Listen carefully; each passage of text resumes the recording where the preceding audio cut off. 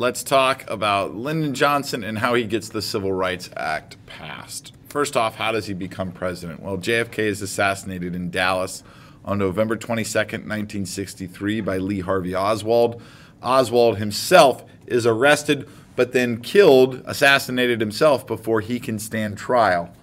Now, the government puts together the Warren Commission, which is an investigative committee headed by Chief Justice Earl Warren. And what the Warren Commission concludes is that Oswald acted alone.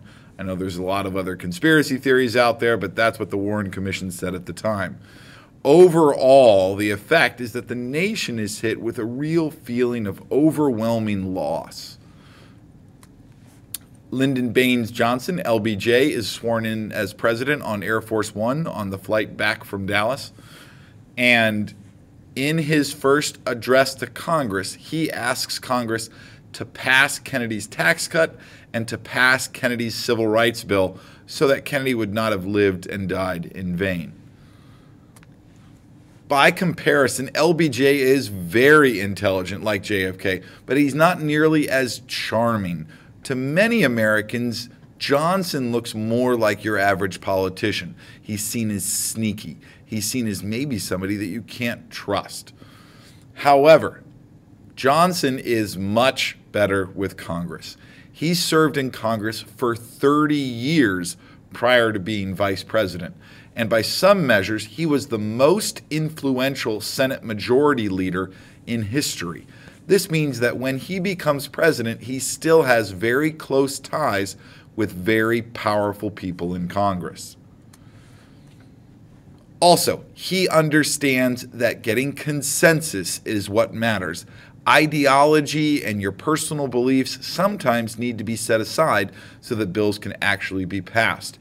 He understood the need of working with people like Richard Russell, the leader of the Dixiecrats, the Southern Democrats, as well as people like Hubert Humphrey from Minnesota, who represented and kind of led the much more liberal wing of the Democratic Party. To get Kennedy's tax cut passed, LBJ actually lowered the tax cut, so it wasn't so extreme. This made it more acceptable to Congress, and it is eventually passed. With civil rights, there are liberal amendments added when the bill is in the House. It makes the bill stronger and better for African Americans. So Johnson has Hubert Humphrey, the liberal senator from Minnesota, lead the fight in the Senate. And as he's doing so, public support is shifting to civil rights. More and more Americans who didn't care about civil rights are starting to side with the African American activists and the Democrats pushing for this bill. Meanwhile, Lyndon Johnson meets with the Republican leaders in the Senate, and he very convincingly conveys to them that he's not going to give up on civil rights, that this is going to be a long fight if they want it to be. And the Republicans had often allied themselves with Southern Democrats to block Democratic legislation, especially on issues like civil rights and segregation and African American voting rights. So Johnson meets with the Republicans, convinces the Republicans that, hey, I'm not going to give up on civil rights. And the Republicans in the Senate help the other Democrats end a filibuster by Southern Democrats.